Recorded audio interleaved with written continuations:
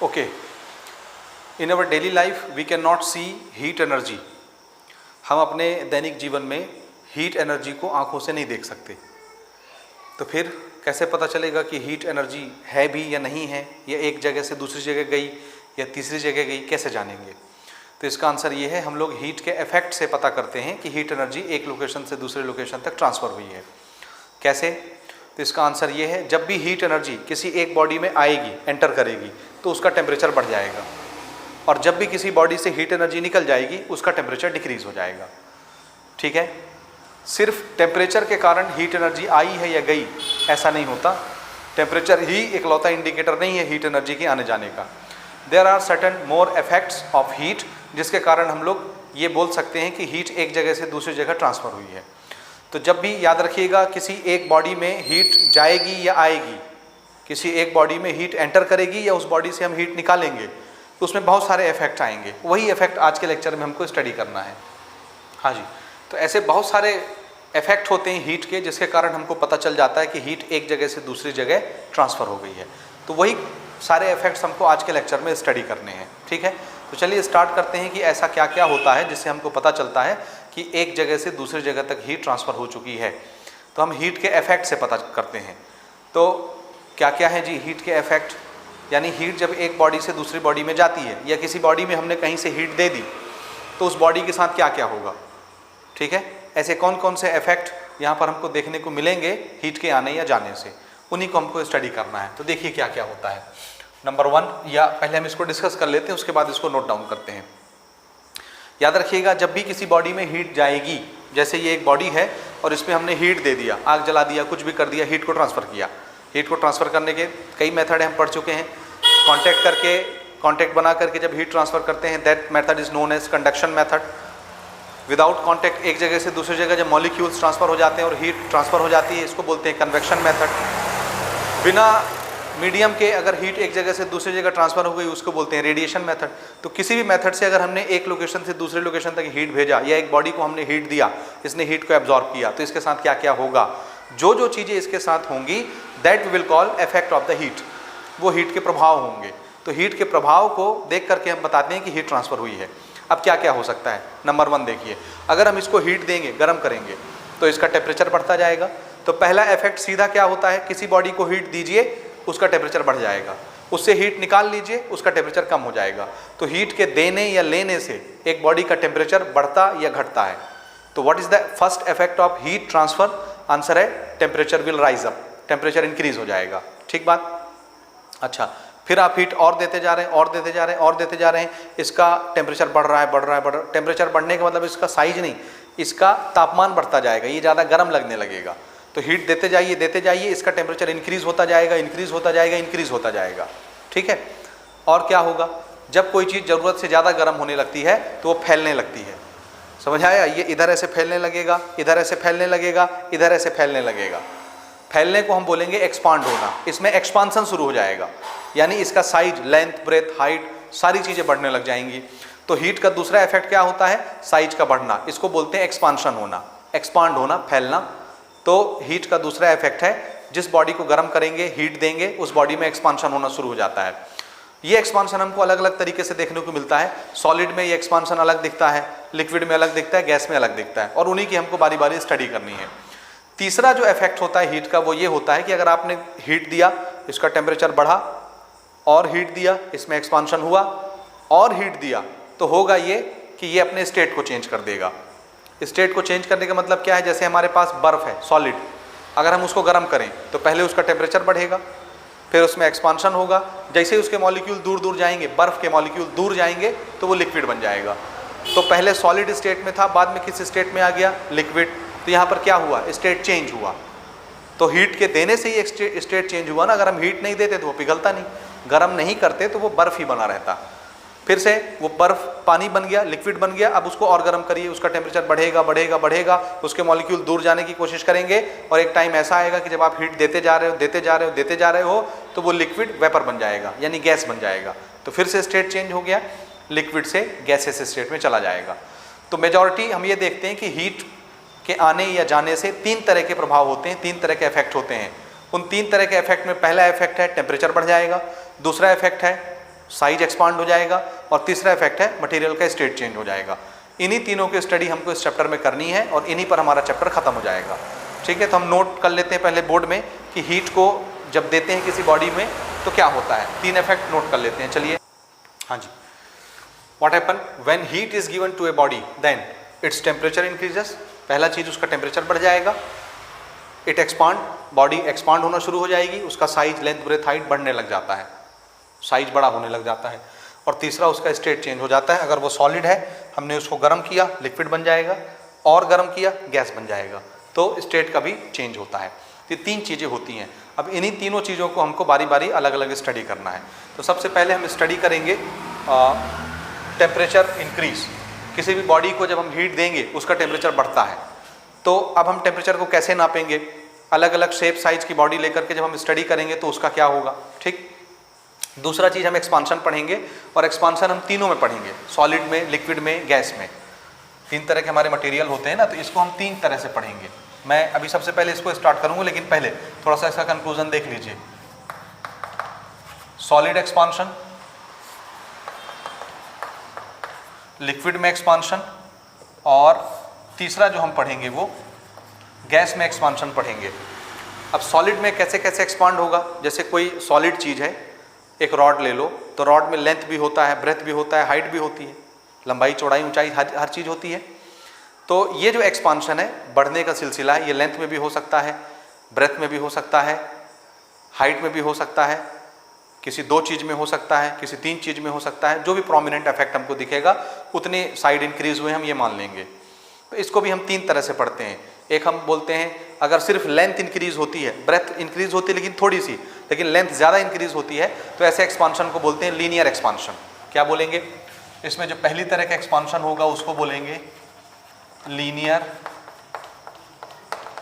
Expansion. अगर length और breath दोनों बढ़ने लग जाए तो 2 लेंथ के बढ़ने से क्या बन जाता है, 2 लेंथ के कंपैरिजन से क्या बन जाता है, या 2 लेंथ के कॉम्बिनेशन से क्या बनता है, एरिया। तो हम बोलेंगे ये भी लेंथ बढ़ी, ये भी लेंथ बढ़ी, तो पूरा एरिया ही बढ़ गया। ठीक है, तो ऐसे एक्सपांशन को बोलते हैं एरियल एक्सपांशन, या आपकी बुक ने उसका नाम सुपरफिशियल एक्सपांशन रखा है। तो मैं इसको भी फिलहाल एरियल बोल देता हूं, बुक में इसका नाम क्या है, सुपरफिशियल एक्सपांशन। ठीक, और अगर लेंथ, ब्रेथ और हाइट तीनों बढ़ने लग जाए, लेंथ भी बढ़े, हाइट भी बढ़े, ब्रेथ भी बढ़े, तो वो ऐसे भी फैलेगा, ऐसे भी फैलेगा, ऐसे भी फैलेगा, जैसे एक बलून, इधर भी फैला, इधर भी फैला, इधर भी फैला, तो हम बोलेंगे पूरा उसका वॉल्यूम चेंज हो गया, वॉल्यूम बढ़ गया। तो ऐसे एक्सपांशन में जिसमें लेंथ, ब्रेथ, हाइट तीनों बढ़ती है, इसको बोलते हैं वॉल्यूमेट्रिक एक्सपांशन या वॉल्यूम एक्सपांशन। तो तीसरी तरह का जो एक्सपांशन है उसको हम बोलेंगे वॉल्यूमेट्रिक एक्सपांशन या वॉल्यूम एक्सपांशन। आप वॉल्यूम भी बोल सकते हैं, वॉल्यूमेट्रिक भी बोल सकते हैं। इसी तरह से लिक्विड में भी 2 तरह के एक्सपांशन हम पढ़ेंगे। 2 तरह के कैसे, एक रियल में जो एक्सपांशन होता है और एक हमको जो लगता है एक्सपांशन। तो एक रियल एक्सपांशन, एक वर्चुअल एक्सपांशन। ठीक है,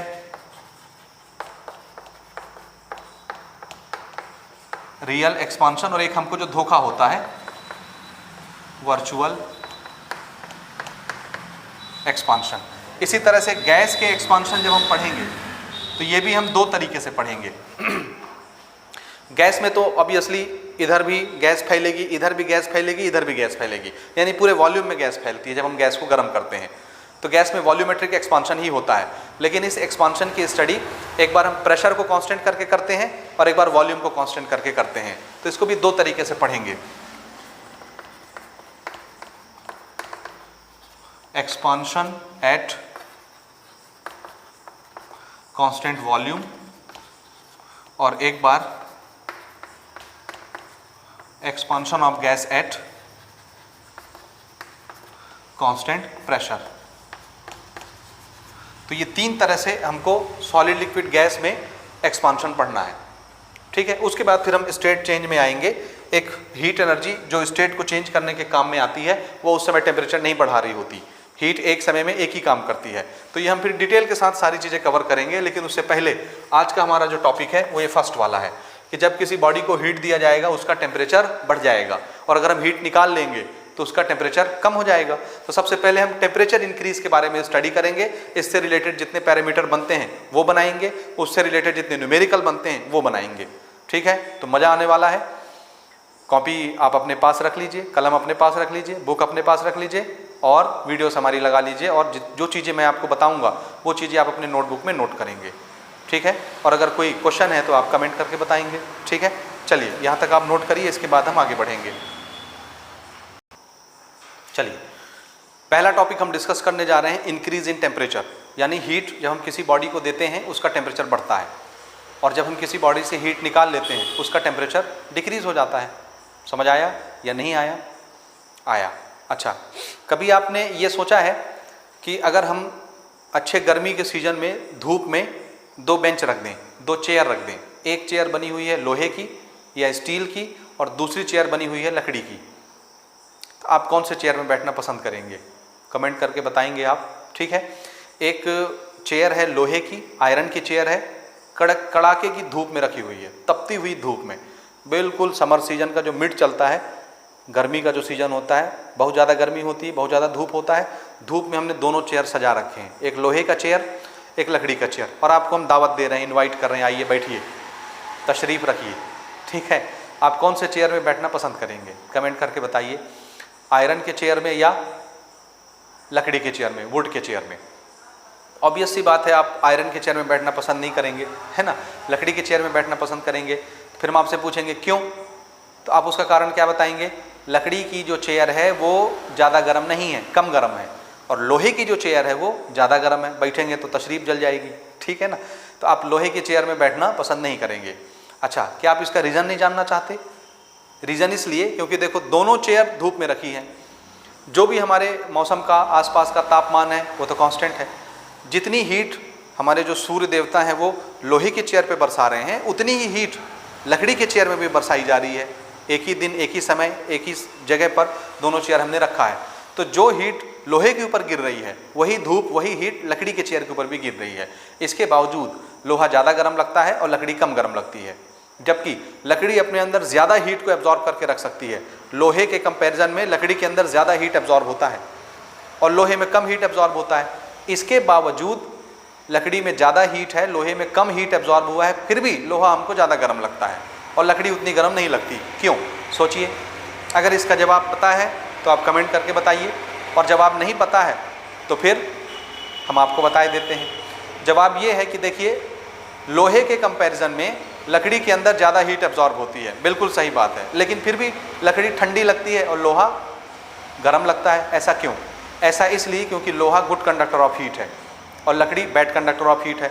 जब हम लोहे को हाथ लगाते हैं तो लोहे में हीट बड़ी जल्दी प्रवेश कर जाती है, घुस भी जाती है और निकल भी जाती है। ये बहुत जल्दी हीट एब्जॉर्ब कर लेता है, बहुत जल्दी हीट इमिट कर देता है, क्योंकि ये गुड कंडक्टर है। हीट को आने जाने में इसमें ज़्यादा समय नहीं लगता। लेकिन लकड़ी बैड कंडक्टर ऑफ हीट है, इसमें हीट जाने में भी टाइम लगता है, हीट आने में भी टाइम लगता है। ये जल्दी हीट को पास नहीं होने देता, इसलिए हम लकड़ी को जब छूते हैं या बैठते हैं तो वो गर्म नहीं लगता। लेकिन लोहे को छूते हैं या बैठते हैं बहुत गर्म लगता है, क्योंकि जैसे ही आप लोहे में बैठते हो, लोहे के अंदर की हीट पलक झपकते आपकी बॉडी में आ जाती है और आपकी बॉडी गर्म हो जाती है, तो आपको बहुत ज़्यादा गर्म लगता है, बहुत ज़्यादा हीट का एहसास होता है। लेकिन लकड़ी में से हीट धीरे धीरे धीरे धीरे धीरे धीरे निकलती है, क्योंकि वो बैड कंडक्टर है, सीधी सी बात। जबकि लकड़ी के अंदर ज़्यादा हीट एब्जॉर्ब है और लोहे में कम हीट एब्जॉर्ब है। लेकिन गुड कंडक्टर और बैड कंडक्टर होने के कारण लोहा जल्दी हीट को भेज देता है आपकी बॉडी में, तो वो ज़्यादा गर्म लगता है, और लकड़ी बैड कंडक्टर होने के कारण धीरे धीरे हीट को भेजती है, थोड़ा थोड़ा हीट भेजती है, इसलिए वो ठंडा लगता है, बहुत गर्म नहीं लगता। आई होप आपको ये समझ में आ गया होगा। तो हम ये डिस्कस कर रहे थे कि जब हम किसी बॉडी को हीट देते हैं, when we give heat energy to any body, तो क्या होता है? Its temperature will rise up, उसका टेम्परेचर बढ़ जाता है। समझ आया? और जब भी किसी बॉडी से हम हीट ले लेंगे, ठीक है, या जब भी कोई बॉडी हीट रिलीज करेगा तो उसका टेम्परेचर डिक्रीज हो जाएगा। समझ आया? तो पहले हम इसको नोट कर लेते हैं, उसके बाद आगे बढ़ेंगे। तो इसको नोट कर लेंगे आप। ऑन हीटिंग ए बॉडी, जब हम किसी बॉडी को हीट देते हैं, गर्म करते हैं, तो वो बॉडी क्या करती है? हीट को एब्जॉर्ब कर लेती है, और कोई भी बॉडी जब हीट को एब्जॉर्ब करेगी अपने अंदर, उसका टेम्परेचर इंक्रीज हो जाएगा। On heating a body it absorb heat, और उससे होगा क्या? Temperature increase. और जब हम किसी बॉडी को ठंडा करते हैं, ऑन कूलिंग ए बॉडी, तो ठंडा करने से एक बॉडी के अंदर जो हीट थी वो अपने अंदर से हीट को रिलीज कर देगी, बाहर निकाल देगी, और अगर हीट चली गई तो उसका टेम्परेचर कम हो जाएगा। On cooling a body it releases heat and its temperature decreases. यहाँ तक समझ आया? अच्छा, अब आप एक क्वेश्चन का आंसर दीजिए। अगर मैं 3 अलग अलग मटेरियल लेता हूँ, 3 अलग अलग मटेरियल, ध्यान से समझिएगा। ये एक बॉडी हमने लिया, ठीक, ये वाली बॉडी है मान लीजिए लकड़ी, ठीक। दूसरी बॉडी हमने ली आयरन, ठीक। और तीसरी बॉडी हम ले लेते हैं कोई भी एक चीज, मान लेते हैं प्लास्टिक ले लेते हैं, ठीक। ये 3 अलग अलग तरह के बर्तन हमने लिए, ठीक है। या आप ऐसे भी समझ सकते थे, जैसे एक हमने ले लिया आयरन, एक ले लिया कॉपर, एक ले लिया एल्यूमिनियम। कहने का मतलब है अलग अलग चीजें होनी चाहिए, लकड़ी, प्लास्टिक, पत्थर, कुछ भी ले लो आप। तो 3 अलग अलग बर्तन हमने लिए, अलग अलग मटेरियल के बने हुए, ठीक है। अब मैं ये चाहता हूं कि मैं इसको गर्म करूं, इसको गर्म करूं, इसको गर्म करूं। गर्म करूंगा तो होगा क्या? ऊपर लिख दिया है मैंने। गर्म करने से कोई भी बॉडी हीट को एब्जॉर्ब करती है और हीट को एब्जॉर्ब करने से उसका टेम्परेचर बढ़ जाता है। तो जब हम इसको हीट देंगे, गर्म करेंगे, तो ये हीट एब्जॉर्ब करेंगे और इनका टेम्परेचर बढ़ जाएगा। और टेम्परेचर नापने के लिए हमारे पास एक घांसू डिवाइस होती है जिसको क्या बोलते हैं? थर्मोमीटर। तो हम बढ़िया एक थर्मोमीटर ले लेते हैं, यहाँ पे लगाएंगे टेम्परेचर नापेंगे, यहाँ पे लगाएंगे टेम्परेचर नापेंगे, यहाँ पे लगाएंगे टेम्परेचर नापेंगे, ठीक है, कि कितने डिग्री टेम्परेचर इंक्रीज होता है। अब मान लो मैं तीनों का टेम्परेचर 5 डिग्री इंक्रीज करना चाहता हूँ। कितना? 5 डिग्री, या सपोज 5 डिग्री, तो चलिए बात की बात है, हम चाहते हैं दोनों का तीनों बॉडी का टेम्परेचर 1 डिग्री बढ़ जाए। 1 डिग्री टेम्परेचर हम बढ़ाना चाहते हैं। टेम्परेचर बढ़ाने के लिए हीट देना पड़ेगा। अब हमको हीट देना है। अब आप थोड़ा सोच के बताइए, इसका टेम्परेचर मैं 1 डिग्री सेल्सियस बढ़ाना चाहता हूँ, इसका टेम्परेचर 1 डिग्री सेल्सियस बढ़ाना चाहता हूँ, इसका टेम्परेचर भी 1 डिग्री सेल्सियस बढ़ाना चाहता हूँ। और तीनों जो बॉडी मैंने ली है, तीनों का मास मैं एक जैसा कर देता हूँ। जैसे ये 1 किलो की लकड़ी है, ये भी 1 किलो का लोहा है, और ये भी 1 किलो का प्लास्टिक है। तीनों का वजन, तीनों का मास कैसे ले लिया? सेम ले लिया। तो सेम मास के 3 अलग अलग बर्तन हो गए, इनका शेप, साइज सब एक जैसा है, वजन भी एक जैसा है। अब हम तीनों को गर्म कर रहे हैं, तीनों का टेम्परेचर 1 डिग्री बढ़ाना है। क्या तीनों को एक जैसी हीट लगेगी 1 डिग्री टेम्परेचर बढ़ाने के लिए, या अलग अलग हीट लगेगी? थोड़ा सा वीडियो को पॉज करके कमेंट करके बताइए। 1 मिनट सोचिए शांति के साथ, वीडियो को आगे बढ़ाने से पहले ध्यान से सोचिए, शांति के साथ सोचिए, पॉज करिए वीडियो को, कमेंट करके बताइए। तीनों का मास एक जैसा है, ठीक है। एक लकड़ी है, एक लोहा है, एक प्लास्टिक है, या हम कॉपर, आयरन, एल्यूमिनियम ऐसे कोई मेटल ले लेते हैं, मेटल, नॉन मेटल, कोई भी चीज़, इवन हम मट्टी ले लेते, कुछ भी ले लेते। 3 अलग अलग बॉडी हैं, तीनों का मास एक जैसा है, तीनों का टेम्परेचर हमको एक जैसा बढ़ाना है, 1 डिग्री 1 डिग्री 1 डिग्री। क्या तीनों को हीट एक जैसा लगेगा या अलग अलग लगेगा? ठीक है, तो इसका जवाब है तीनों को हीट हमको अलग अलग देना पड़ेगा। क्यों देना पड़ेगा? इसलिए देना पड़ेगा क्योंकि हर एक मटेरियल अलग अलग नेचर का है। कोई लकड़ी है, लकड़ी के मॉलिक्यूल हैं, कोई लोहा है तो उसके अंदर लोहे के एटम और मॉलिक्यूल हैं, कोई प्लास्टिक है तो उसके अंदर प्लास्टिक के एटम और मॉलिक्यूल हैं। हर एक के मॉलिक्यूल का अरेंजमेंट अलग अलग होता है। कोई मॉलिक्यूल बहुत नज़दीक नज़दीक एकदम बंधे रहते हैं ठसाठस, कोई थोड़े दूर दूर रहते हैं, कोई थोड़े और दूर दूर रहते हैं। मॉलिक्यूल का अरेंजमेंट भी अलग होता है, मटेरियल भी अलग अलग है। इसलिए तीनों मटेरियल को एक जैसी हीट नहीं लगेगी सेम टेम्परेचर बढ़ाने के लिए, अलग अलग हीट लगती है। समझे कि नहीं समझे? ऐसा क्यों? ऐसा इसलिए क्योंकि हर मटेरियल के अंदर हीट को रखने की कैपेबिलिटी अलग अलग होती है। कोई ज़्यादा हीट को अपने अंदर रख सकता है, कोई थोड़े से हीट को रख सकता है, कोई बहुत थोड़े से हीट को रख सकता है। समझे आप? जैसे लकड़ी की अगर हम बात करें, अगर हम लकड़ी को गर्म कर रहे हैं, हीट देते जा रहे हैं, देते जा रहे हैं, देते जा रहे हैं, देते जा रहे हैं, और इसको छू के देखते हैं गर्म नहीं हो रहा, गर्म नहीं हो रहा, गर्म नहीं हो रहा, लेकिन हीट जा रही है, ये हीट को एब्जॉर्ब कर रहा है, अपने अंदर रख रहा है, अपने अंदर रख रहा है, अपने अंदर रख रहा है, लेकिन इसका टेम्परेचर नहीं बढ़ता। ठीक है, आप देखते हो चूल्हे में हम लकड़ी डाले रहते हैं, घर में जब हम खाना बनाते हैं चूल्हे में लकड़ी रहती है, और लकड़ी को एक किनारे से हम पकड़ लेते हैं ऐसे, और हमको गर्म नहीं लगती, जबकि इधर आग जल रही होती है। यही सेम चीज़ अगर मैं बोलूँ, एक लोहे का रॉड ले लो, उसको आग में डाल दो, और दूसरा एंड आप पकड़ के दिखाओ, तो आप दूसरा एंड नहीं पकड़ पाएंगे, बहुत गर्म हो जाएगा। क्यों?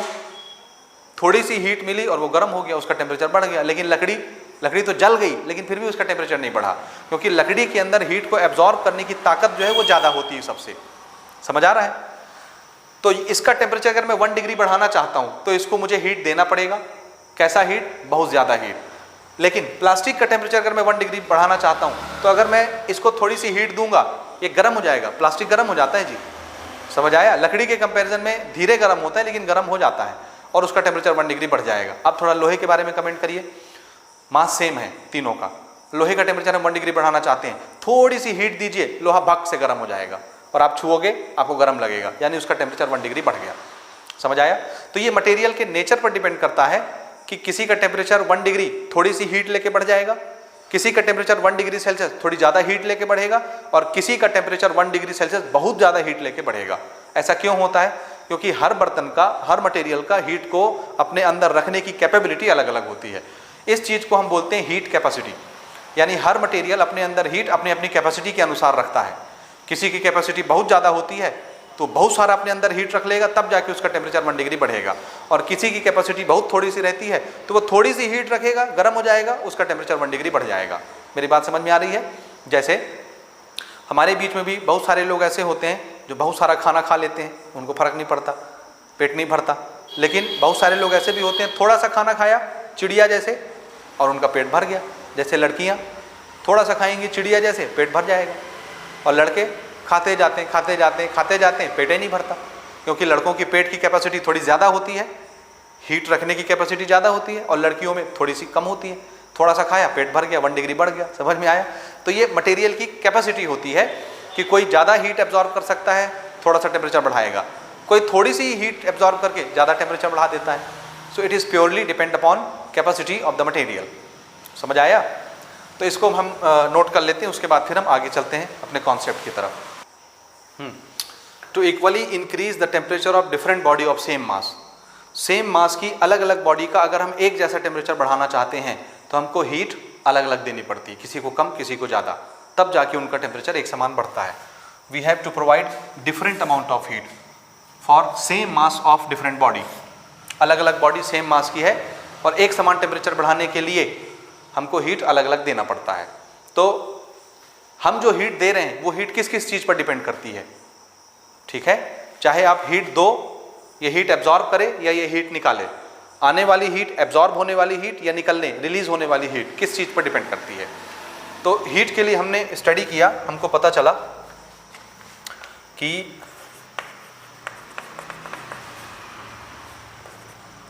Quantity of heat, quantity of heat, heat के लिए अब से हम लोग सिंबल यूज करेंगे Q, कैपिटल या स्मॉल कोई भी चीज। तो अगर किसी बॉडी ने हीट एब्जॉर्ब किया, देखिएगा कुछ हीट इसने एब्जॉर्ब किया, तो जो हीट की क्वांटिटी इसने एब्जॉर्ब किया है उस हीट को मैं किससे दिखाऊंगा? Q से। अब इसको हमने ठंडा कर दिया, इससे हीट निकल गई, तो जितनी हीट की क्वांटिटी इसमें से निकलेगी, रिलीज होगी, उस हीट को भी मैं किससे दिखाऊंगा? Q से। कहने का मतलब हीट एब्जॉर्ब हो या हीट रिलीज हो, हीट की क्वांटिटी के लिए हम कौन सा सिंबल यूज करेंगे? Q। तो एक बर्तन में जब हीट एब्जॉर्ब होता है या हीट निकलता है, हम एब्जॉर्ब की बात कर लेते हैं, अगर हमको इसका टेम्परेचर बढ़ाना है हीट देना पड़ेगा।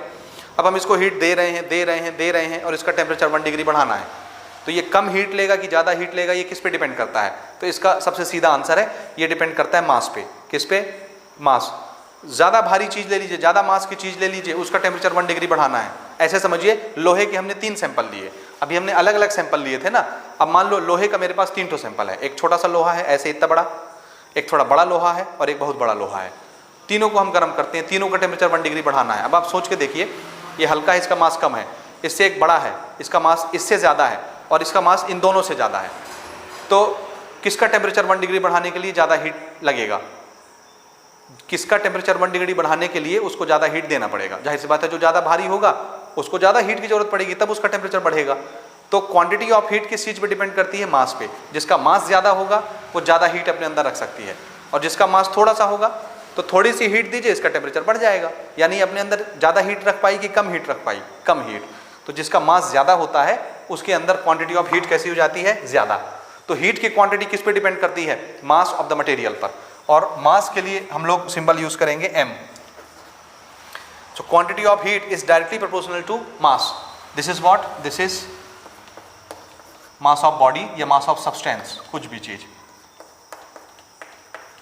ठीक, किसी सब्सटेंस का मास ज्यादा है तो उसमें ज्यादा हीट आएगी या जाएगी, आएगी भी ज्यादा और जाएगी भी उसमें से ज्यादा, एब्जॉर्ब भी ज्यादा करेगा, रिलीज भी ज्यादा करेगा अगर मास ज्यादा है। और मास कम है तो थोड़ी सी हीट आएगी, थोड़ी सी हीट जाएगी, हीट का कोटा खत्म हो जाएगा।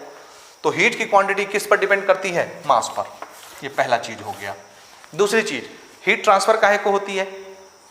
सबसे बेसिक हमने शुरू में पढ़ा था, हीट एक जगह से दूसरी जगह जाएगी ही काहे, ट्रांसफर ही काहे को होगी? जब ट्रांसफर होगी तब ना टेम्परेचर बढ़ेगा, और ट्रांसफर ही नहीं होगा तो काहे को टेम्परेचर बढ़ेगा। तो हीट कब जाएगी एक जगह से दूसरे जगह? तो आंसर है जब दो जगह का टेम्परेचर अलग अलग होगा। There has to be temperature difference, याद रखिएगा। समझ आया? दो बॉडी का टेम्परेचर अगर एक समान है, एक जैसा, जैसे ये भी 50 डिग्री सेल्सियस गर्म है, ये भी 50 डिग्री सेल्सियस गर्म है, तो क्या हीट इसमें से निकल के इसमें जाएगी या इसमें से निकल के इसमें जाएगी? कहीं नहीं जाएगी, क्योंकि हमने शुरू में पढ़ा था हीट तभी ट्रांसफर होता है जब टेम्परेचर में अंतर रहता है, डिफरेंस रहता है। अब ये डिफरेंस अगर थोड़ा सा है तो हीट भी थोड़ा सा जाएगा। ज़्यादा टेम्परेचर वाली बॉडी से कम टेम्परेचर वाली बॉडी में हीट जाती है। अगर ये 60 डिग्री सेल्सियस गर्म है और ये 50 डिग्री सेल्सियस गर्म है, तो अंतर कितने का है? 10 डिग्री का, क्योंकि ये 50 और ये 60, 10 डिग्री सेल्सियस का अंतर है, तो हीट धीरे धीरे धीरे धीरे जाएगी, क्योंकि थोड़े से लेवल में चेंज है। और अगर ये 80 डिग्री सेल्सियस गर्म है और ये 50 डिग्री सेल्सियस गर्म है, तो डिफरेंस कितने का हो गया? 30 डिग्री का। ये स्लोप ज़्यादा हो गया, तब इसमें ज़्यादा हीट ट्रांसफर होगी और ये ज़्यादा गर्म होगा। समझ में आया? और अगर एक बॉडी 100 डिग्री गर्म हो गई और एक बॉडी 50 डिग्री गर्म है, या और इसको नीचे करते हैं, ये 10 डिग्री गर्म है। अब आप सोचिए कितना गैप हो गया, 100 और ये 10, 90 डिग्री का गैप है, 10 से लेके 100, 90 डिग्री। तो स्लोप कैसा हो गया? बहुत ज़्यादा, बहुत तेज़ी से भड़बड़ा के हीट इसके अंदर घुसेगी, बहुत ज़्यादा गर्म हो जाएगा। ठीक है? तो जितना ज़्यादा टेम्परेचर में अंतर रहेगा, टेम्परेचर में डिफरेंस रहेगा, उतनी ज़्यादा हीट एब्जॉर्ब होगी या निकलेगी। आई बात समझ में? जैसे ये बहुत गर्म है, ध्यान से समझिएगा, ये बहुत गर्म है, 100 डिग्री सेल्सियस इसका टेम्परेचर है। मैं चाहता हूँ इसमें से तुरंत हीट बाहर चली जाए, तुरंत। तो हम ऐसा करेंगे, आसपास की जो हवा है उसका टेम्परेचर 10 डिग्री कर दीजिए, एकदम गिरा दीजिए टेम्परेचर। तो आप ये देखेंगे इसमें से भड़बड़ा की हीट निकलेगी और तुरंत निकलेगी, क्योंकि टेम्परेचर का अंतर कितना है? बहुत ज़्यादा। ये 100 डिग्री पर है और ये 10 डिग्री पर है, 90 डिग्री का टेम्परेचर का डिफरेंस है। तो हायर टेम्परेचर बॉडी से लोअर टेम्परेचर बॉडी की तरफ भड़बड़ा की हीट निकलेगी और बहुत जल्दी निकल जाएगी। और यही वजह है जब हम फ्रिज में अपने आइसक्रीम जमाते हैं तो दूध को गर्म करके हम फ्रिज में रखते हैं। आपको पता हो ना हो, सुन लीजिए ध्यान से। अगर आपको बढ़िया आइसक्रीम जमाना है, आप चाहते हैं कि एकदम सॉलिड बन जाए हमारा आइसक्रीम, तुरंत जम जाए, तो आइसक्रीम के लिए दूध हम गर्म करेंगे, शक्कर वगैरह, काजू किशमिश सब डाल के दूध को गर्म कर लीजिए। गरम गरम दूध के बर्तन को फ्रिज के अंदर रख दीजिए, क्योंकि फ्रिज का टेम्परेचर कितना है? -10 डिग्री, और गर्म दूध का टेम्परेचर कितना है? 100 डिग्री मान लो, उबलता हुआ दूध। आप इसको रखिए, आप देखेंगे इतना बेस्ट और परफेक्ट आइसक्रीम जमेगा जो आपने कभी खाया नहीं होगा, क्योंकि हमने गर्म करके रखा है। गर्म करने से इसका टेम्परेचर कितना हो गया? 100, और आसपास का टेम्परेचर कितना हो गया? -10। तो डिफरेंस कितने का हो गया? डिफरेंस हो गया लगभग 100 और 110 डिग्री का। 100 डिग्री सेल्सियस मान लीजिए डिफरेंस हो गया, या 110 डिग्री का डिफरेंस हो गया। इतना ज़्यादा जब टेम्परेचर में डिफरेंस आएगा तो हीट बहुत जल्दी निकलेगी बाहर और ये बहुत जल्दी जम जाएगा। समझ आया? तो जितना ज़्यादा टेम्परेचर में चेंज होता है, डिफरेंस होता है, उतनी ज़्यादा हीट इसमें से निकलती है या इसमें एब्जॉर्ब होती है। समझ आ गया? तो दूसरा जो हमारा फैक्टर है हीट क्वांटिटी का, वो किस पे डिपेंड करता है? Quantity of heat depends upon change in temperature या डिफरेंस इन टेम्परेचर, कुछ भी आप इसको लिख सकते हैं। This is again quantity of heat and this is what? This is change in temperature.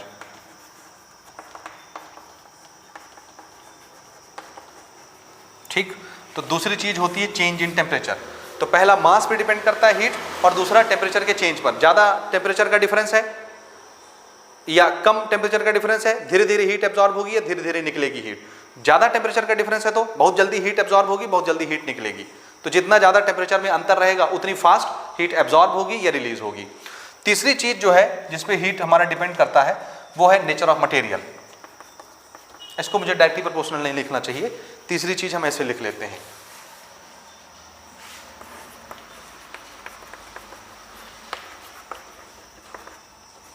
Quantity of heat depend upon nature of material, यानी किस में ज़्यादा हीट एब्जॉर्ब होगी, किस में कम हीट एब्जॉर्ब होगी। ये हमारे एग्जांपल है। एक लकड़ी है, एक आयरन है, एक प्लास्टिक है। क्या सब में एक समान हीट एब्जॉर्ब हो रही है? नहीं, अलग अलग, क्योंकि एक लकड़ी है, एक आयरन है, एक प्लास्टिक है, मटेरियल अलग अलग है। तो अगर मटेरियल का नेचर बदल गया, अलग अलग चीज़ें हो गई, तो हीट एब्जॉर्ब करना और रिलीज करना भी अलग अलग हो जाएगा। किसी में कम हीट आएगी, किसी में ज़्यादा हीट आएगी। समझ गए आप? जो मैं अभी शुरू में आपको बता रहा था कि एक टेबल, एक चेयर हमने लकड़ी का रखा धूप में, एक आयरन का रखा, कौन ज़्यादा गर्म हो जाएगा? आयरन वाला ज़्यादा गर्म हो जाता है। समझ गए? क्यों? क्योंकि मटेरियल अलग अलग है। मटेरियल अगर बदल गया तो उसके अंदर हीट एब्जॉर्ब करने की ताकत भी कम ज़्यादा हो जाती है। तो इतनी चीज़ों पर जो है हमारा हीट डिपेंड करता है। तो मेनली हम अभी ये मान के चलेंगे, अगर हम लोहे के ही 3 सैंपल रखें तो हमने क्या कर दिया? नेचर ऑफ मटेरियल सेम कर दिया। जैसे एक 1 किलो का, एक 2 किलो का, एक 3 किलो का, हमने लोहे का बना हुआ सैंपल लिया, बर्तन लिया, तीनों को गर्म कर रहे हैं। तीनों में क्या हीट एक जैसी आएगी या अलग अलग आएगी? आंसर है अलग अलग आएगी, क्योंकि तीनों का मास अलग अलग है। ठीक है, अगर हम टेम्परेचर कांस्टेंट रखें तो तीनों का मास अलग अलग है, तो तीनों में हीट अलग अलग आएगा। टेम्परेचर का डिफरेंस अगर कर दिए तो फिर हीट अलग अलग हो जाएगी सब में। समझ आता है? ठीक, तो इस तरह से मोटा मोटा अगर देखें तो हीट जो है दो चीज़ों पर डिपेंड करती है, दोनों को हम कंबाइन कर लेते हैं। तो हमने ये देखा heat is directly proportional to mass और चेंज इन टेम्परेचर या टेम्परेचर डिफरेंस, इन दो चीज़ों पर हीट डिपेंड करती है। तो heat is directly proportional to mass multiplied by change in temperature या डिफरेंस इन टेम्परेचर। अब हमारा फिजिक्स का उसूल है कि जब भी प्रोपोर्शनैलिटी साइन आता है, इसको हटाने के लिए हम एक कांस्टेंट लगाते हैं। तो यहां पर हम कांस्टेंट इंट्रोड्यूस करेंगे S। ये कांस्टेंट हमने बना दिया, मास multiplied by change in temperature. ये जो S है, अच्छा ये हमारा हीट का फॉर्मूला बन गया ना, इसको अच्छे से आप बॉक्स में पैक करके याद रखेंगे। वेयर S इज कॉल्ड या S is a proportionality constant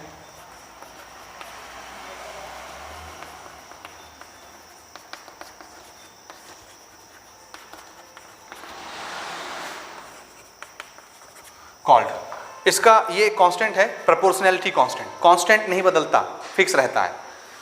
इसका हमने नाम रखा S का स्पेसिफिक हीट।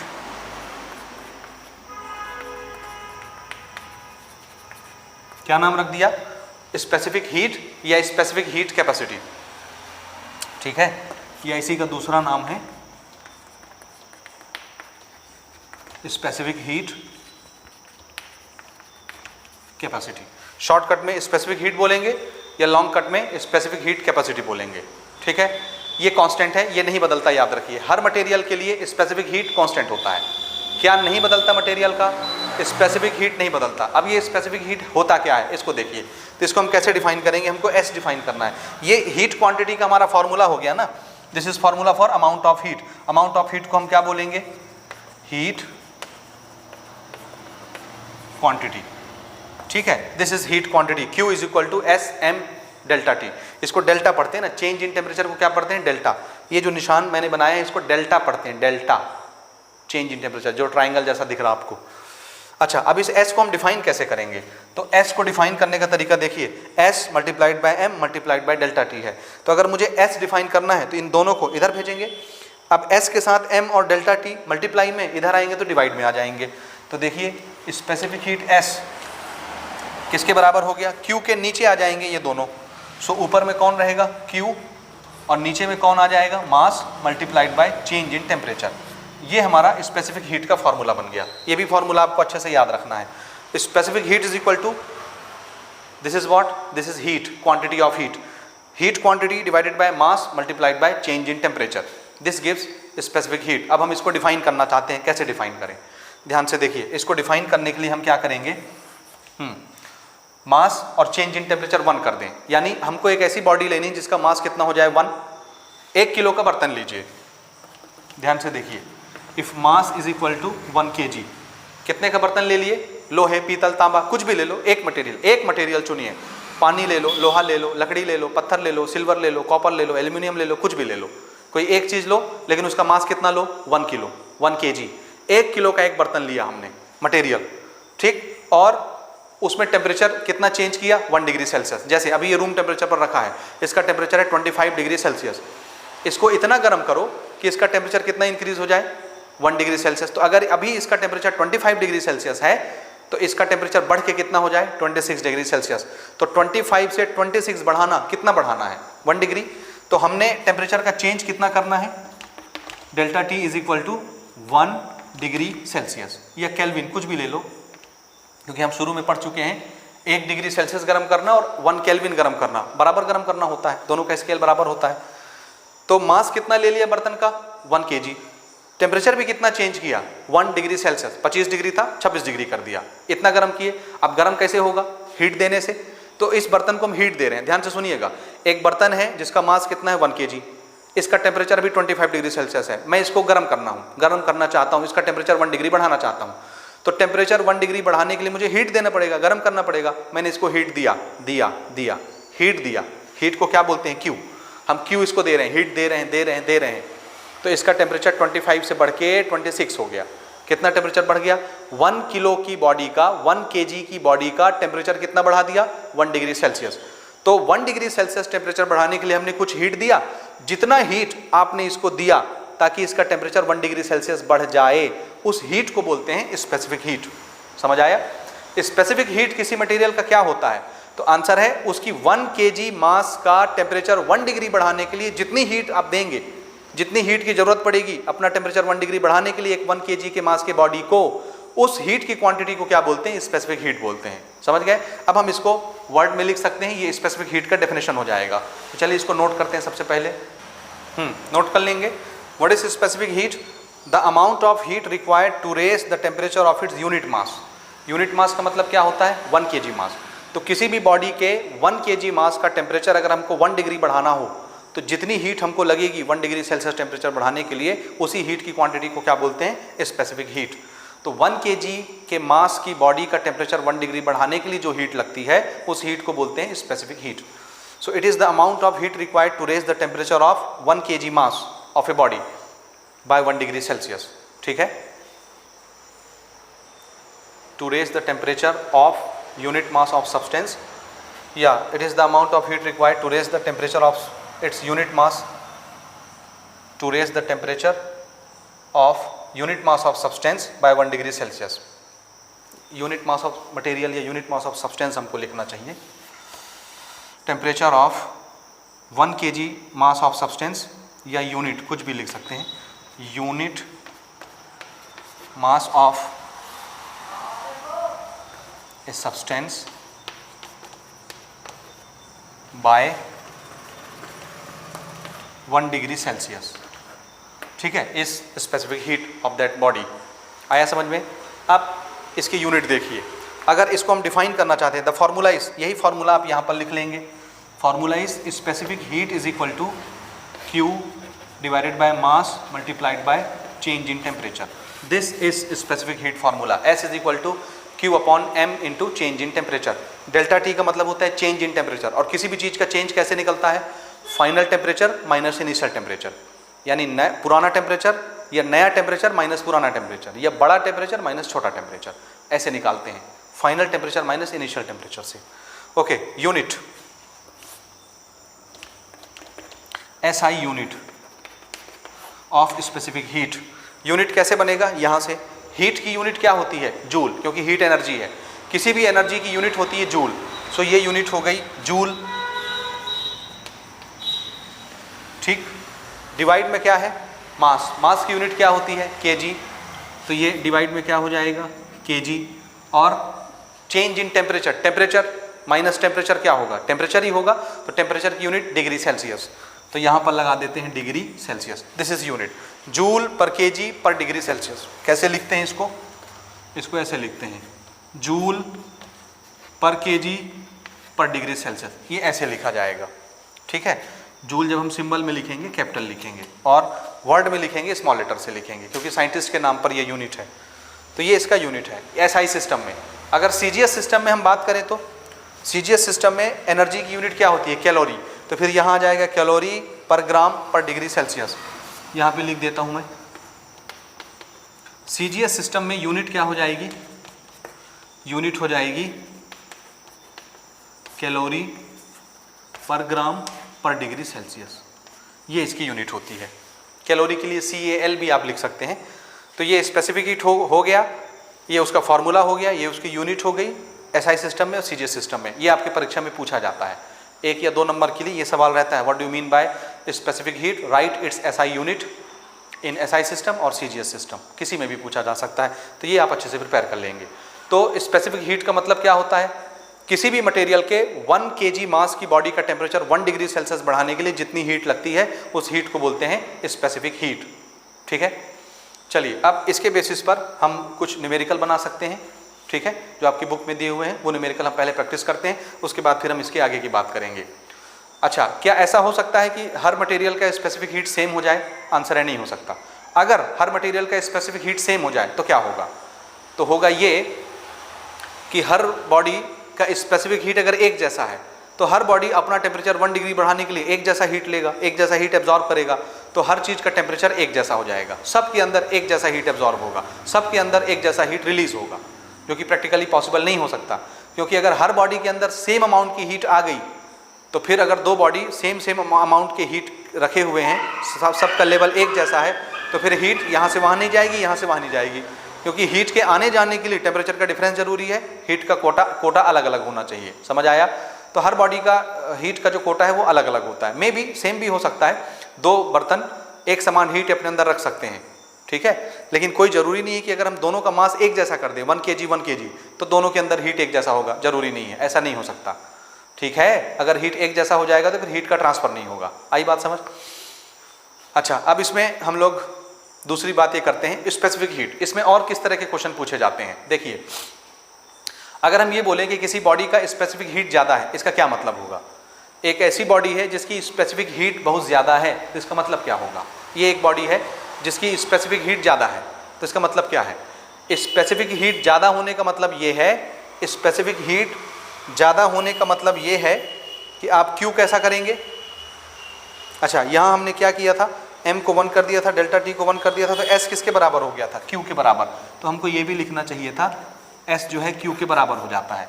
यानी उस समय जो भी हीट आप देंगे वही हीट क्या कहलाएगी? Specific heat. 1 kg के मास का टेम्परेचर 1 डिग्री बढ़ाने के लिए जो भी हीट आप देंगे वो स्पेसिफिक हीट कहलाएगी। तो M is equal to 1, delta T is equal to 1, then S is equal to Q, क्योंकि ये दोनों 1 1 हो गए, तो S किसके बराबर हो जाएगा? Q के बराबर, ठीक है। अब सपोज इसकी स्पेसिफिक हीट ज़्यादा है, तो इसका मतलब क्या होगा? इसका मतलब ये होगा कि इसको अपना टेम्परेचर 1 डिग्री बढ़ाने के लिए ज़्यादा हीट लेना पड़ेगा, क्योंकि किसी भी 1 kg के मास का टेम्परेचर 1 डिग्री बढ़ाने के लिए जो हीट हम देते हैं वही हीट ना स्पेसिफिक हीट कहलाती है। और अगर इसका स्पेसिफिक हीट बहुत ज़्यादा है, इसका मतलब है ये अपना 1 डिग्री सेल्सियस बढ़ाने के लिए हीट कैसा मांगेगा? ज़्यादा हीट मांगेगा। तो जिस बॉडी का, जिस मटेरियल का स्पेसिफिक हीट ज़्यादा होता है वो हीट एब्जॉर्ब करने में और हीट रिलीज करने में बहुत टाइम लगाता है। अगर ये हीट एब्जॉर्ब कर रहा है 1 डिग्री सेल्सियस बढ़ाने के लिए, तो बहुत हीट एब्जॉर्ब करेगा, धीरे धीरे करेगा, लेकिन बहुत ज़्यादा हीट अपने अंदर रख लेगा, तब थोड़ा सा टेम्परेचर 1 डिग्री बढ़ाएगा, क्योंकि इसका क्या ज़्यादा है? स्पेसिफिक हीट, ठीक। और सिमिलरली जब ये अपनी हीट को रिलीज करेगा तो भी धीरे रिलीज करेगा, आराम से रिलीज करेगा, क्योंकि 1 डिग्री कम करना है, तो 1 डिग्री कम करने के लिए धीरे धीरे हीट निकालेगा, तो बहुत देर तक हीट निकालेगा, ठीक है। तो जिसका स्पेसिफिक हीट ज़्यादा होता है वो बहुत टाइम लगाता है हीट को एब्जॉर्ब करने में और बहुत टाइम लगाता है हीट को रिलीज करने में। और यही वजह है कि जब हमारे शरीर में चोट लगता है, सूजन आ जाती है, तो डॉक्टर हमको बोलता है सेकाई करो। अब आप सेकाई किस चीज़ से करेंगे? अगर आप पत्थर से सेकाई करेंगे तो ऐसे पत्थर का टुकड़ा लिए, आग के पास ले गए, गर्म हो गया, यानी आग से जो हीट निकली पत्थर ने एब्जॉर्ब कर लिया, गर्म हो गया। अब आप पत्थर लेके आते हो, अपने हाथ में ऐसे रखते हो जहाँ पे चोट लगा है, तो इसकी हीट आपके हाथ में चलेगी, बहुत गर्म लगता है, आप उठा लेते हैं, फिर से रखते हैं, फिर इसकी हीट हाथ में चली गई, सेकाई हो रही है, फिर उठा लिए, फिर रखे, फिर उठाए, तो आप देखते हैं 2-3 बार ऐसे रख के उठाने से ये ठंडा हो गया। फिर इसको आग के पास गर्म करना पड़ता है, फिर रखना पड़ता है, फिर गर्म करना पड़ता है, फिर रखना पड़ता है। तो इस तरह से जब हम सेकाई करते हैं पत्थर से, पत्थर को गर्म कर करके, तो पत्थर गर्म तो हो जाता है, बहुत जल्दी गर्म हो जाएगा, बहुत ज़्यादा गर्म हो जाएगा, आप रखेंगे बॉडी जलने लगेगी, ऐसा लगेगा स्किन जल जाएगा, लेकिन बहुत जल्दी ठंडा भी हो जाता है। क्यों? क्योंकि इसकी स्पेसिफिक हीट बहुत ज़्यादा नहीं होती, ये थोड़ी सी हीट लेके अपना टेम्परेचर बढ़ा लेता है, गर्म लगने लगता है। तो अगर थोड़ी सी हीट रखा है, टेम्परेचर बढ़ गया, तो जब हम सेकाई करेंगे तो इसके पास हीट ही थोड़ी सी एब्जॉर्ब है, तो ये रिलीज भी करेगा, तो थोड़ी सी हीट रिलीज करेगा, तो सेकाई भी थोड़ी सी होती है। इसलिए डॉक्टर रिकमेंड करते हैं कि भैया पत्थर से, लकड़ी से, शीशे से आपको सेकाई नहीं करनी, क्योंकि उसमें ज़्यादा हीट एब्जॉर्ब नहीं होता, उसकी हीट कैपेसिटी ज़्यादा नहीं होती। तो किससे करना है? पानी से, वाटर से, क्योंकि वाटर गर्म होने में बहुत टाइम लगाता है, क्योंकि उसकी स्पेसिफिक हीट बहुत ज़्यादा होती है। पानी को गर्म करते रहिए, बहुत हीट जब एब्जॉर्ब हो जाएगा तब उसका 1 डिग्री सेल्सियस राइज होता है, क्योंकि वाटर की हीट एब्जॉर्बिंग कैपेसिटी और हीट रिलीजिंग कैपेसिटी बहुत ज़्यादा होती है। इसलिए मार्केट में वाटर बैग आते हैं, आप भी मंगा लीजिए ऑनलाइन, सेकाई करिए थोड़ा सा। आजकल तो इलेक्ट्रिसिटी से वो गर्म हो जाते हैं ना, पहले तो हम आग में गर्म करते थे पानी और उससे सेकाई करते थे। तो इलेक्ट्रिसिटी बैग आते हैं वाटर के आजकल, प्लग लगाइए, 2 मिनट में गर्म हो गया। और ठंडी का सीजन भी आ रहा है, मस्त दबा के सोइए, गर्म रहता है, पूरी रात गर्म रहता है, बार बार उसको गर्म करने का झंझट नहीं रहता। क्यों?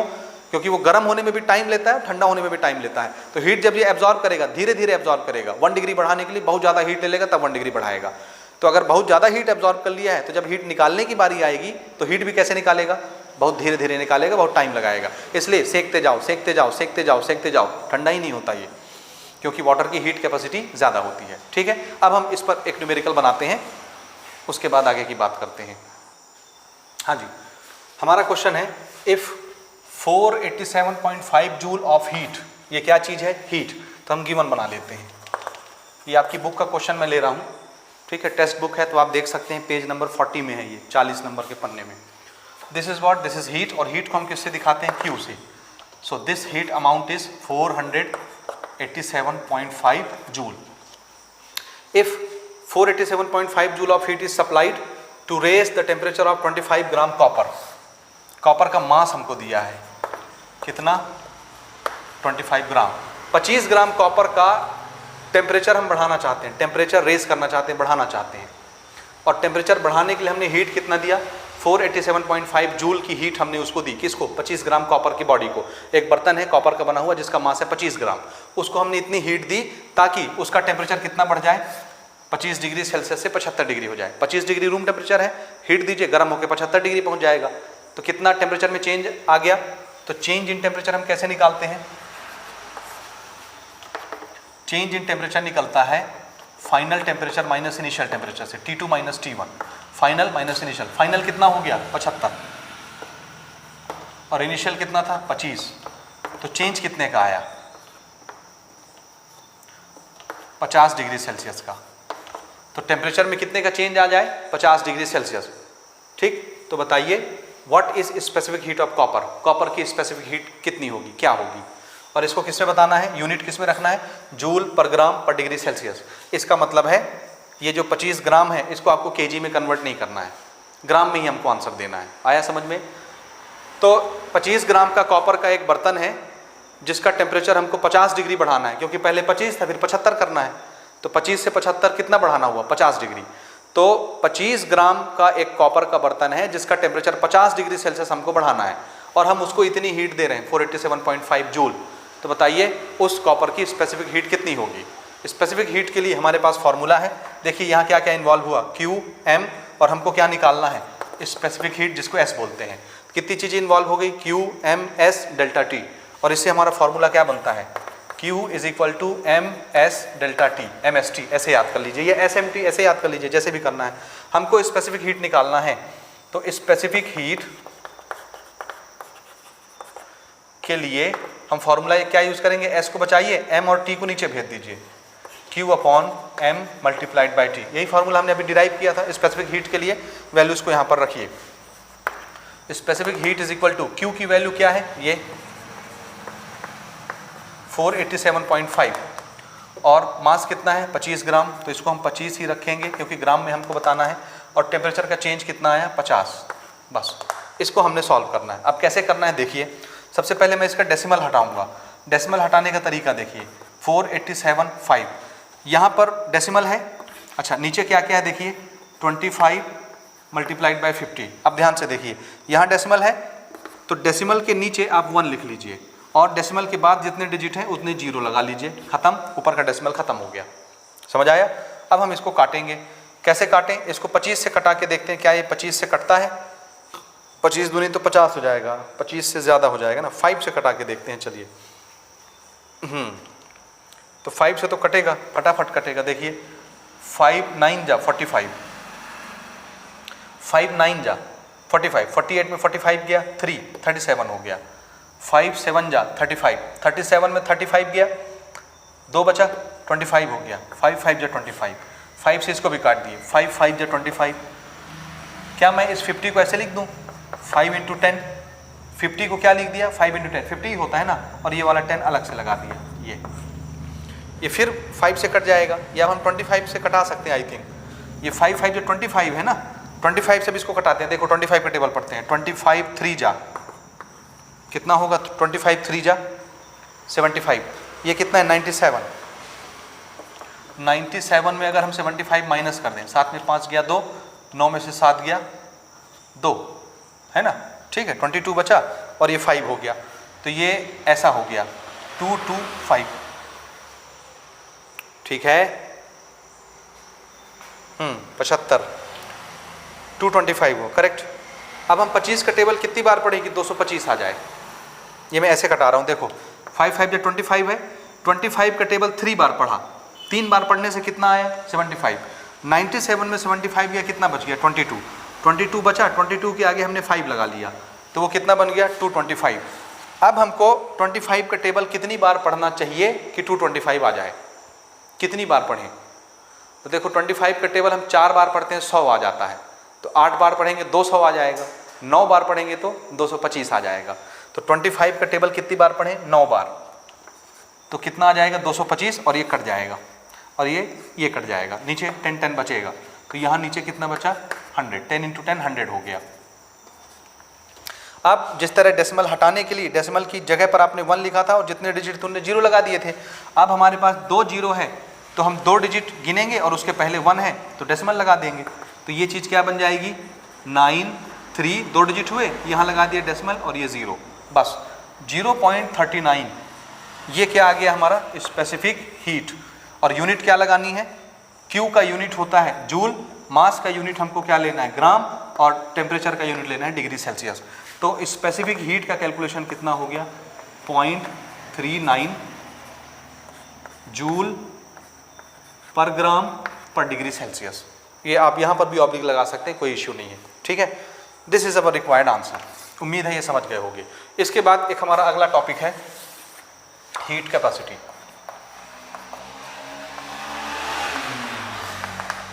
इसको समझिए ये क्या है। हीट कैपेसिटी को हम किसी भी सिंबल से दिखा सकते हैं, सी से दिखा सकते हैं, एच से दिखा सकते हैं, या क्यू से ही दिखा सकते हैं। तो इसके लिए कोई स्पेशल सिंबल नहीं रखा गया है, आप चाहे तो कोई एक सिंबल असाइन कर सकते हैं। अब हीट कैपेसिटी क्या चीज़ होता है, ध्यान से समझिए। अभी हम स्पेसिफिक हीट बना रहे थे। स्पेसिफिक हीट का मतलब क्या होता है? उसमें आपको बॉडी का कितना मास लेना है? 1 kg। तो किसी भी बॉडी का 1 kg लीजिए, 1 kg कोई भी मटेरियल है, मास कितना उठाइए उसका? 1 kg, और 1 kg का टेम्परेचर 1 डिग्री बढ़ाइए। तो 1 kg के बॉडी का टेम्परेचर 1 डिग्री बढ़ाने के लिए जितनी हीट देनी पड़ेगी वो हीट क्या कहलाती है? Specific heat. समझ आया? अब यहाँ पर हम क्या करते हैं, अब हम बॉडी का मास 1 kg नहीं लेते, कुछ भी ले लो, जैसे 2 किलो की बॉडी, 4 किलो की बॉडी, 10 किलो की बॉडी, 1000 किलो की बॉडी, कोई भी मास की बॉडी ले लो। समझ आया? अब मान लो इसका मास है m kg, कितना? m kg। इसका टेम्परेचर 1 डिग्री बढ़ाना है, तो इसको जितनी हीट लगेगी वही हीट क्या कहलाएगी? Heat capacity. समझ आया? तो एक बॉडी है जिसका मास कुछ भी है 1 के अलावा, 2 kilo, 4 kilo, 10 kilo, 100 kilo, 1000 kilo, 1 lakh kilo, कुछ भी, तो एक बॉडी का कंप्लीट मास, जितना भी इसका मास है, एंटायर मास का टेम्परेचर अगर 1 डिग्री बढ़ाना है हमको और उसको हीट दे रहे हैं, तो पूरी बॉडी का टेम्परेचर 1 डिग्री बढ़ाने के लिए जितनी हीट की जरूरत पड़ती है वो हीट क्या कहलाती है? हीट कैपेसिटी कहलाती है। तो पहले हम इसको डिफाइन कर लें, उसके बाद इसका फॉर्मूला बनाते हैं, ठीक। It is the amount of heat required to raise the temperature of entire mass, to raise the temperature of a body। a body भी लिख सकते हैं क्योंकि 1 kg अब हम नहीं लिख रहे, तो entire mass की जगह सिर्फ क्या लिख सकते हैं? Body by 1 degree Celsius. तो किसी भी बॉडी का टेम्परेचर चाहे वो जितने भी किलो की हो, अब 1 किलो जो सर्द नहीं है, किसी भी बॉडी का टेम्परेचर 1 डिग्री बढ़ाने के लिए जो हीट हमको देनी पड़ती है वो हीट क्या कहलाती है? उस बॉडी की हीट कैपेसिटी। अब सपोज एक बॉडी 4 किलो की है, कितने की?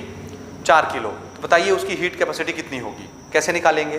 तो बहुत सिंपल है, हमको 1 kg के मास का टेम्परेचर जब 1 डिग्री बढ़ाना पड़ता था उसको कितनी हीट लगती थी, और उस हीट को क्या बोलते हैं? अगर मैं 1 kg की एक बॉडी लूँ और उसका टेम्परेचर 1 डिग्री बढ़ाऊँ तो उसको कितनी हीट लगेगी? जो भी हीट उसको लगेगी उसको क्या बोलेंगे? Specific heat. और उसको किससे दिखाते हैं? एस से, एस स्पेसिफिक हीट। तो ऐसे समझिए 1 किलो की बॉडी का टेम्परेचर 1 डिग्री बढ़ाने के लिए कितनी हीट लगती है? एस। तो 2 किलो की बॉडी का टेम्परेचर 1 डिग्री बढ़ाने के लिए कितना लगेगा? भाई 1 kg का टेम्परेचर 1 डिग्री बढ़ाते हैं तो हीट कितनी लगती है? S, 1s। तो 2 किलो की बॉडी का टेम्परेचर अगर 1 डिग्री बढ़ाना है कितनी हीट लगेगी? 2 टाइम s यानी 2s। 3 किलो की बॉडी का टेम्परेचर अगर 1 kg बढ़ाना है, 3 किलो की बॉडी है 3 kg की, उसका टेम्परेचर 1 डिग्री बढ़ाना है, कितनी हीट लगेगी? 3s। 100 किलो की बॉडी का टेम्परेचर 1 डिग्री बढ़ाना है, कितनी हीट लगेगी? 100s। 100 किलो तो 100 टाइम s, क्योंकि 1 किलो का टेम्परेचर 1 डिग्री बढ़ाने के लिए s हीट लगती है, तो 4 किलो का टेम्परेचर 1 डिग्री बढ़ाने के लिए 4 टाइम s लगेगा, 4s। अब अगर किसी बॉडी का मास m है तो उसका टेम्परेचर 1 डिग्री बढ़ाने के लिए कितना हीट लगेगा? तो आंसर है 1 किलो का टेम्परेचर 1 डिग्री बढ़ाने के लिए लगता है 1s, तो m किलो का टेम्परेचर 1 डिग्री बढ़ाने के लिए कितना लगेगा? ms। समझ आया? तो एक बॉडी का मास है m और 1 किलो का टेम्परेचर 1 डिग्री बढ़ाने के लिए जो हीट लगती है उसको क्या बोलते हैं? स्पेसिफिक हीट का सिंबल क्या होता है? S। तो 1 किलो का टेम्परेचर 1 डिग्री बढ़ाने के लिए हीट कितनी लगी? S। तो m किलो का टेम्परेचर 1 डिग्री बढ़ाने के लिए कितनी हीट लगेगी? m into S. और यही चीज क्या बन जाएगी? Heat capacity. This is formula for heat capacity. What is the formula for heat capacity? Heat capacity, specific heat multiplied by mass of the body. किसी भी बॉडी के मास को उसके स्पेसिफिक हीट से मल्टीप्लाई करिए, क्या बन जाएगा? Heat capacity. This is heat capacity. इसकी यूनिट क्या हो जाएगी? यूनिट के लिए मास की यूनिट क्या होती है? केजी। और स्पेसिफिक हीट की यूनिट क्या होती है? अभी अभी हमने बनाया था, यहां से देखिए, दिस इज जूल पर केजी पर डिग्री सेल्सियस। तो स्पेसिफिक हीट की यूनिट हो गई जूल पर केजी पर डिग्री सेल्सियस। केजी ऊपर केजी नीचे कैंसिल हो गया, खाली क्या बचेगा? जूल पर डिग्री सेल्सियस। या इसको ऐसे भी लिख सकते हैं, जूल पर डिग्री सेल्सियस। तो हीट कैपेसिटी की यूनिट क्या होती है? जूल पर डिग्री सेल्सियस या जूल पर केल्विन। सेल्सियस की जगह हम केल्विन भी ले सकते हैं। This is all about heat capacity. अब इसके बाद की चीज़ देखिए, ये आप नोट करिए, मैं पॉज कर रहा हूँ। हाँ जी, चलिए, हमारा अगला टॉपिक है equivalent temperature of a mixture. एक मिक्सचर का टोटल टेम्परेचर कितना होता है, उसको इक्विवेलेंट टेम्परेचर बोलते हैं। इसको इस तरह से समझिए, हमारे पास दो अलग अलग टेम्परेचर की बॉडी है, या दो बॉडी के अलग अलग टेम्परेचर हैं, और हमने दोनों बॉडी ऐसे मिक्स कर दी, तो जो मिक्सचर बनेगा उसका टेम्परेचर कितना हो जाएगा? ये इसके क्वेश्चन आपके परीक्षा में पूछे जा सकते हैं, और इस पर न्यूमेरिकल भी आपको बनाना है। एग्जाम्पल में भी न्यूमेरिकल दिया हुआ है, और पीछे एक्सरसाइज में भी इसका क्वेश्चन है, तो वहाँ पर भी आपको इसको प्रैक्टिस करना है। ठीक है, इसको इस तरह से समझिए, जैसे ठंडी के सीजन में हम लोग जब नहाने के लिए बैठते हैं तो बहुत ठंडा पानी रहता है, तो नहाना किसी को अच्छा नहीं लगता, तो हम क्या करते हैं? पानी गर्म करते हैं। गर्म करेंगे, पानी का टेम्परेचर ज़्यादा हो जाएगा। अब अगर बहुत ज़्यादा पानी गर्म होगा तो आप उससे भी नहीं नहा सकते, और बहुत ठंडे पानी से भी आप नहीं नहा सकते, तो फिर हम क्या करते हैं? फिर हम गर्म पानी और ठंडे पानी को मिक्स करते हैं। उसका जो मिक्सचर बनता है, उस मिक्सचर का टेम्परेचर ना बहुत ज़्यादा होता है ना बहुत कम होता है, कूल और हॉट होता है, बराबर मात्रा में, फिर हम उससे नहा लेते हैं। तो ये जो मिक्सचर बना, इसका टेम्परेचर कितना हो जाएगा? यही हमारा आज का टॉपिक है, इस टॉपिक का टॉपिक है। ठीक है, चलिए, तो इसको ऐसे समझिए, आपके बुक में एग्जाम्पल दिए हैं। उन्होंने ये बोला है कि एक हमने बर्तन में पानी लिया, उसको अच्छा गर्म किया, तो उसका टेम्परेचर हो गया 80 डिग्री सेल्सियस, 80 डिग्री सेल्सियस। ध्यान से समझिएगा, ये हमने हॉट वाटर लिया, दिस इज हॉट, ठीक, हॉट वाटर यहां लिख देते हैं अंदर, क्योंकि मिक्सचर तो किसी लिक्विड का ही बनेगा ना, लिक्विड का या गैस का मिक्सचर बनता है, सॉलिड का मिक्सचर नहीं होता, तो ये लिक्विड होगा। एक तरफ हम लेते हैं कोल्ड वाटर,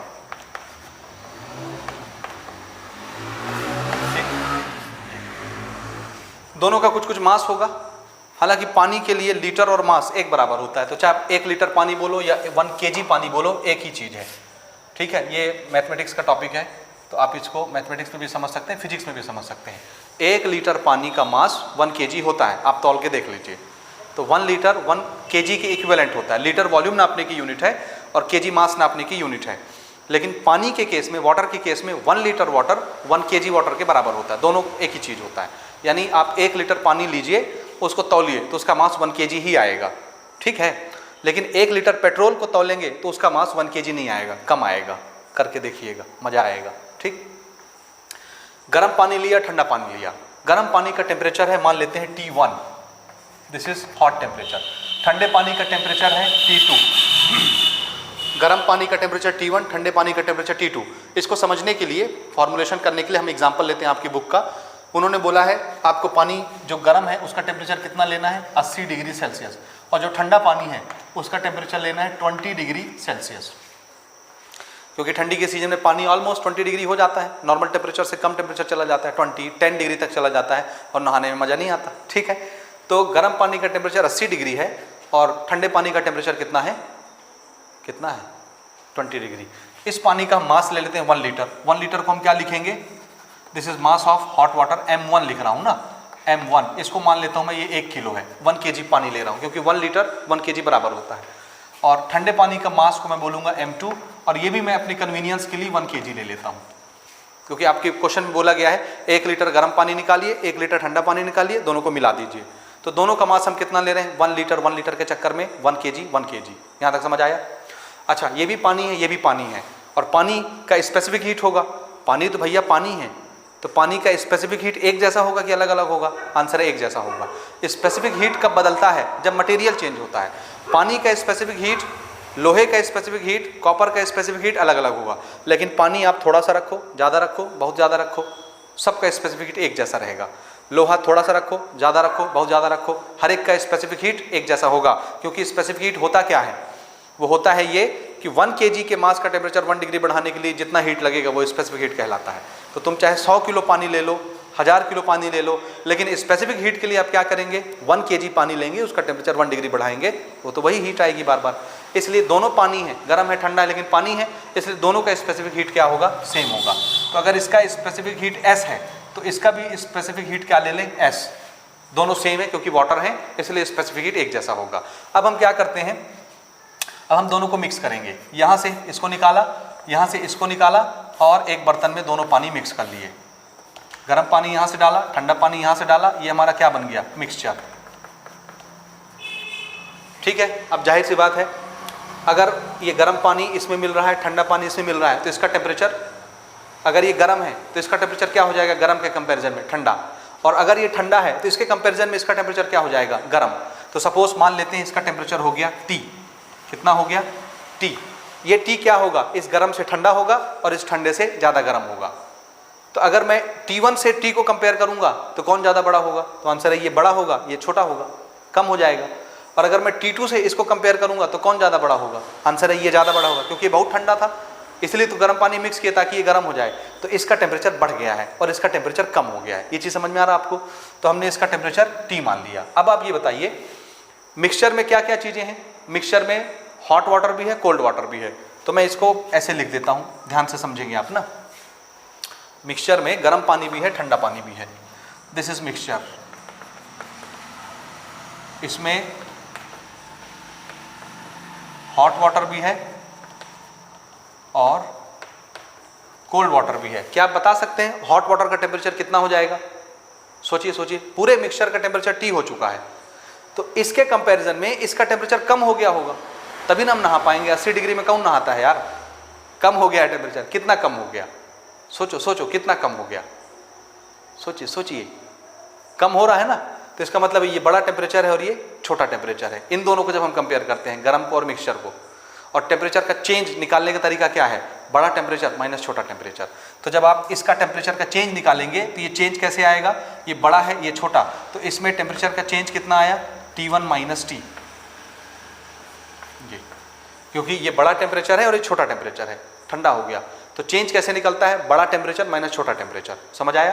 तो गर्म पानी का टेम्परेचर में चेंज कितना आया? T1 minus T। अब ठंडे पानी को देखो, 20 डिग्री, और जब आप गर्म पानी के साथ मिलाएंगे तो 20 रहेगा कि 20 से ज़्यादा हो जाएगा? आंसर है ज़्यादा हो जाएगा, गर्म हो जाएगा।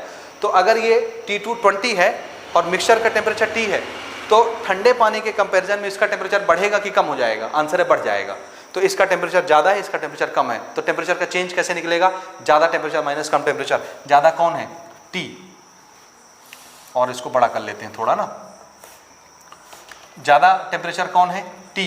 और ठंडा टेम्परेचर कौन है? T2। ये ऐसा हो गया, ठीक है। और ओवरऑल इसका टेम्परेचर कितना था? T। लेकिन हमने गर्म पानी के साथ जब कंपेयर किया तो टेम्परेचर का चेंज कैसे निकलेगा? बड़ा माइनस छोटा, T1 माइनस T। और ठंडे पानी के साथ जब इसको कंपेयर किया तो ठंडे के कंपैरिजन में ये गर्म हो चुका है मिक्सचर, तो ज़्यादा माइनस कम, यानी T माइनस T2। उम्मीद यहाँ तक समझ आ गया होगा। और ये भी पानी है तो इसका भी स्पेसिफिक हीट क्या होगा? S। स्पेसिफिक हीट सेम है। अब हुआ क्या? हुआ ये कि ये ज़्यादा गर्म था, ये ठंडा था, तो यहाँ से हीट निकली, यहाँ आ गई, ये हीट देने वाला, और ये ठंडा था तो ये क्या करेगा? इससे हीट एब्जॉर्ब कर लेगा, तो ये हीट रिलीज करता है। क्या करता है? Heat release. और ये क्या करता है? Heat absorb. ये एब्जॉर्ब करता है। और हीट एनर्जी होती है, याद रखिए। तो एक बॉडी जितनी हीट निकालेगा, रिलीज करेगा, दूसरी बॉडी उतनी हीट लेगा, क्योंकि हम दोनों को मिक्स कर रहे हैं। तो गर्म पानी से जितनी हीट निकली होगी, ठंडे पानी ने उतना हीट एब्जॉर्ब किया होगा, क्योंकि हीट कंजर्व रहता है, एनर्जी कंजर्व रहती है, एनर्जी डिस्ट्रॉय नहीं होती। इसलिए गर्म बॉडी जितनी हीट देगा, ठंडी बॉडी उतना ही हीट वापस लेगा। समझ आया? That is conservation law. दोनों बराबर होंगे, उससे हमारा फॉर्मूला बन जाएगा। अब देखिए कैसे करते हैं। सारी पैरामीटर हमने यहाँ पर सेट कर दिया है। अब हम कैसे बनाएंगे इसको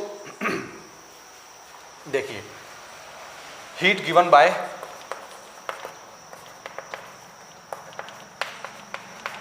हॉट वाटर। हीट का कैलकुलेशन हम कैसे करते हैं? आंसर है Q is equal to MST, MS delta T। समझ आ रहा है? MS डेल्टा T पहली बॉडी का मास, क्योंकि हॉट वाटर का मास हमने M1 लिखा है और स्पेसिफिक हीट तो ऐसी है। चेंज इन टेम्परेचर, इसमें टेम्परेचर में चेंज कितना आया?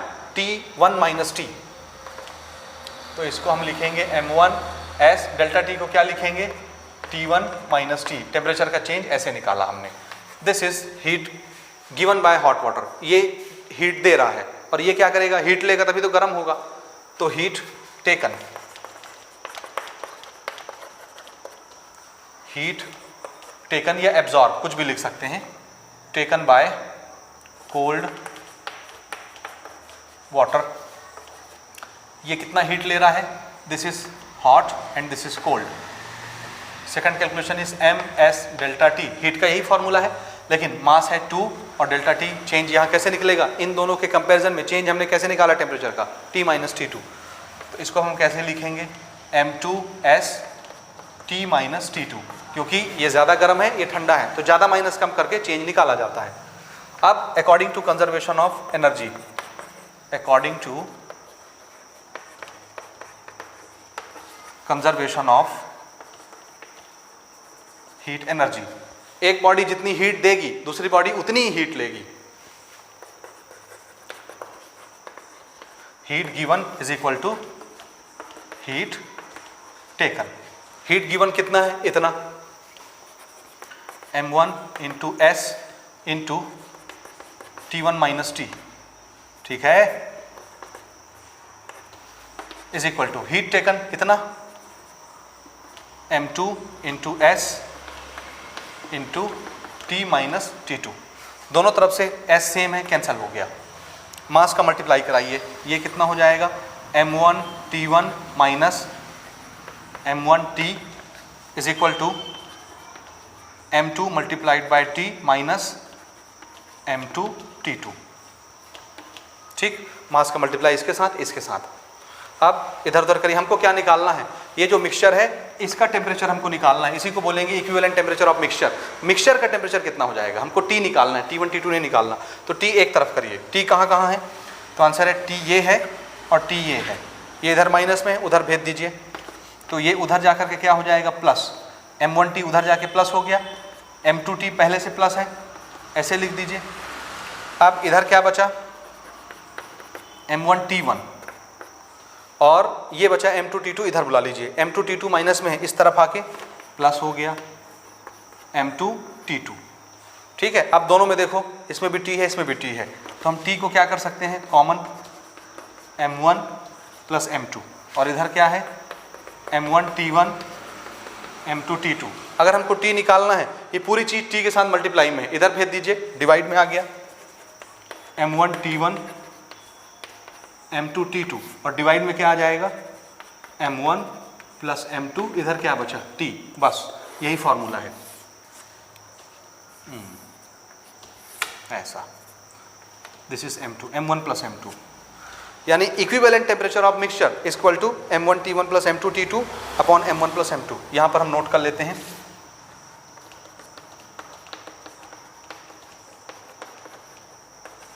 इक्विवेलेंट टेम्परेचर ऑफ मिक्सचर कितना हो जाएगा?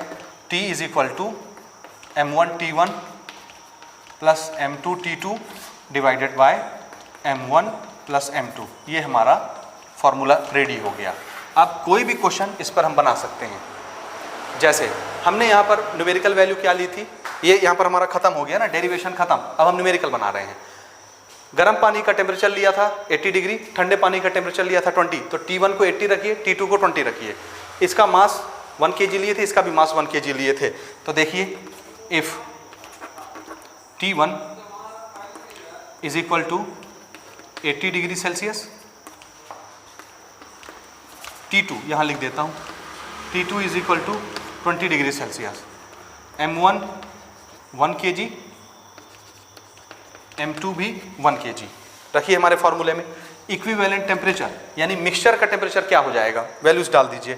M1 कितना रखना है 1, T1 कितना रखना है 80, प्लस M2 कितना रखना है 1, T2 कितना रखना है T2 20, मल्टीप्लाई साथ में होते हैं फिर प्लस होता है, पहले मल्टीप्लाई होता है, दोनों का मास 1 1, M1 और M2 दोनों 1 1 कर दिए। यहाँ देखिए 80 इंटू 1 80, 20 इंटू 1 20, 1 + 1 2, 80 + 20 कितना हो गया 100 डिवाइडेड बाय 2, ये कट पिट के कितना हो जाएंगे 50 डिग्री सेल्सियस, क्योंकि ये टेम्परेचर है मिक्सचर का टेम्परेचर। तो 80 डिग्री गर्म पानी और 20 डिग्री गर्म पानी को जब आप मिलाएंगे तो मिक्सचर का टेम्परेचर कितना हो जाएगा 50 डिग्री सेल्सियस, अगर आपने दोनों 1-1 किलो मिलाया है। अगर मास कम ज़्यादा कर देंगे तो यहाँ मास की वैल्यू फिर आपको अलग अलग पुट करनी पड़ेगी और उसी के हिसाब से उसका टेम्परेचर सेट होगा। तो उम्मीद है ये क्वेश्चन आपको समझ में आ गया होगा किस तरह से हमने इसको बनाया है। ठीक है, तो आज की क्लास में इतना ही रखते हैं क्योंकि ऑलमोस्ट 1 घंटा 10 मिनट हो चुका है। बाकी के हमारे जो दूसरे पैरामीटर हैं यानी एक्सपांशन कैसे होता है, स्टेट कैसे चेंज होता है, वो हम अगले लेक्चर में डिस्कस करेंगे। ठीक है, होप यहाँ तक आपको समझ आ गया होगा।